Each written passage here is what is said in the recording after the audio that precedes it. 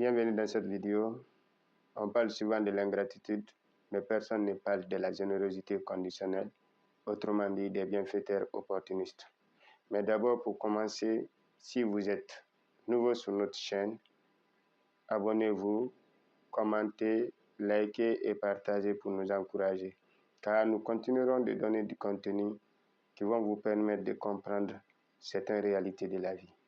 Car jusqu'à la fin de nos jours, on ne finira à apprendre, on ne finira jamais de comprendre certaines réalités de la vie. Alors pour commencer, une citation de Sénèque qui dit que celui qui donne pour recevoir n'a pas donné, il a tout simplement négocié. Une personne qui héberge un sans-abri impose des tâches ménagères n'est pas de l'aide, c'est du profit. Ou autrement dit, c'est de l'exploitation. Un DG, un chef hiérarchique qui emploie une femme, une fille, sans aucune compétence, en essence d'une relation intime, ce n'est pas de l'aide, c'est du profit. Ou autrement dit, l'exploitation. Alors dans cette vidéo, nous allons parler de la générosité conditionnelle, autrement dit des bienfaiteurs opportunistes, comment ils font leurs dons, comment ils profitent de leurs victimes, comment s'en protéger contre eux et comment reconnaître ou connaître la différence entre un bienfaiteur vrai et un bienfaiteur opportuniste. Alors, let's go. D'abord, les bienfaiteurs opportunistes ne font jamais du cadeau. Car Khalil Gibran disait, la générosité consiste à donner sans rien attendre au retour. Mais lorsque vous attendez quelque chose au retour, ce n'est plus de la générosité. Ça devient une générosité conditionnelle. Alors, c'est des gens qui donnent tout en attendant un retour à leur investissement. Si je peux me permettre, c'est l'investissement. C'est des gens qui donnent soit pour avoir le pouvoir, soit pour avoir votre silence, soit pour avoir le contrôle ou avoir l'intimité. Comment ils font leur temps?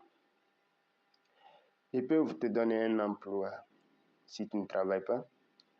Ils peuvent te donner de la promotion si tu es déjà dans leur boîte.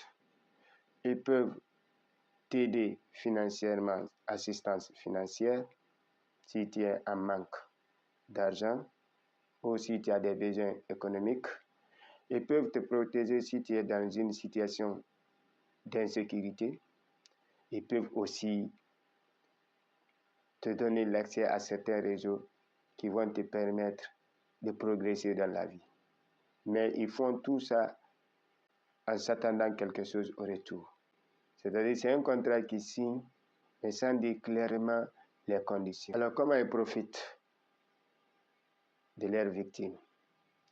La première des choses au départ, c'est des gens qui sont très bienveillants. Ils écoutent, ils te soutiennent. C'est la phase de séduction. C'est comme un directeur qui a employé une femme qui n'a pas de compétences. Au départ, pour créer la proximité, il s'approche de la femme ou de la fille comme étant un mentor, mais ce n'est pas de la mentorat, c'est de la séduction. Ils ont le même système. Au départ, c'est de convaincre. Au départ, bienveillant, écoute, soutien. Mais à un moment donné, ils vont directement changer de visage. C'est des rappels subtils, c'est-à-dire tout ce que j'ai fait pour toi, tu oublies vite, tu exagères, ainsi de suite. C'est-à-dire ça devient de l'harcèlement. Après la phase de rappel, ils vont rentrer en phase d'exigence. C'est-à-dire tout ce qu'ils te demandent maintenant, tu es obligé de le faire. Ces gens, en faisant leur bien, ils sont très discrets, car ils ne veulent pas que quelqu'un le sache. C'est pourquoi ils le font dans la discrétion, pour pouvoir avoir le contrôle sur leurs victimes. Alors, comment s'en protéger contre eux? Il faut toujours réviser des cadeaux spontanés qui n'ont pas d'explication, car tout ce qui se gagne facilement se perd facilement aussi. Autrement dit, tout ce qu'on donne, tout ce qu'on te donne n'est pas forcément un don. N'écoute pas ce qu'ils disent, mais regarde ce qu'ils attendent. Deuxièmement, n'accepte jamais des dettes morales sans explication claire. Troisièmement, il faut savoir créer des limites, car on dit toujours le respect commence là où les limites sont visibles. Et enfin, je vais vous dire comment savoir réellement, comment différencier un bienfaiteur vrai et un bienfaiteur opportuniste. Un bienfaiteur vrai fait du bien sans rien attendre au retour.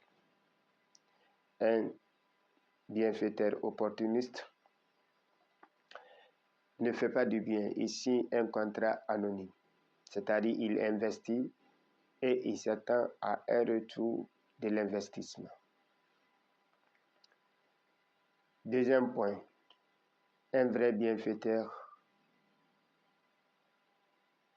donne sans pression. Un bienfaiteur opportuniste contrôle, donne tout en te contrôlant. Un bienfaiteur vrai respecte la dignité d'une personne. Un bienfaiteur opportuniste profite de la vulnérabilité des personnes. Un bienfaiteur vrai accepte toujours le refus des personnes dont il fait du cadeau. Un bienfaiteur opportuniste punit toujours des refus. Alors c'est comme ça, il faut savoir distinguer les deux. C'est pourquoi je dis qu'on accuse certaines personnes à tort, parce que tout ce qui brille n'est pas de l'or. Ça veut dire tous ceux qui font du bien ne sont pas forcément des bienfaiteurs, ne sont pas forcément des généreux. C'est des gens qui investissent. Alors mon frère, ma soeur, il faut savoir accepter des cadeaux et surtout n'accepte pas tous les cadeaux. Car de nos jours, il y a des gens qui ont la mentalité ou la philosophie d'Avoisier. C'est-à-dire, Lavoisier dit quoi en chimie? Au cours de la réaction, rien ne perd, rien ne se crée, tout se transforme. Alors, il y a certains donateurs, il y a certaines personnes généreuses qui ont la philosophie comme ça. S'ils donnent quelque chose avec la main droite, ils vont récupérer quelque chose avec la main gauche. Alors, prends soin de toi. N'accepte pas tous les cadeaux, car la vie est pleine d'hypocrites. Le masque a plus de l'ampleur que le vrai visage. Et pourtant, les bienfaiteurs opportunistes sont super intelligents, car ils savent cibler leurs victimes, car ils font leurs dons toujours dans une situation compliquée. Et après, au final, ils commencent à te rappeler, car leur don est tout simplement des dettes morales. Alors, sois vigilant. On est dans un monde où le max a plus de l'ampleur que le vrai visage. S'il vous plaît, encouragez-nous en vous abonnant. tout en commentant nos vidéos pour pouvoir donner plus, pour pouvoir donner à fond. Merci.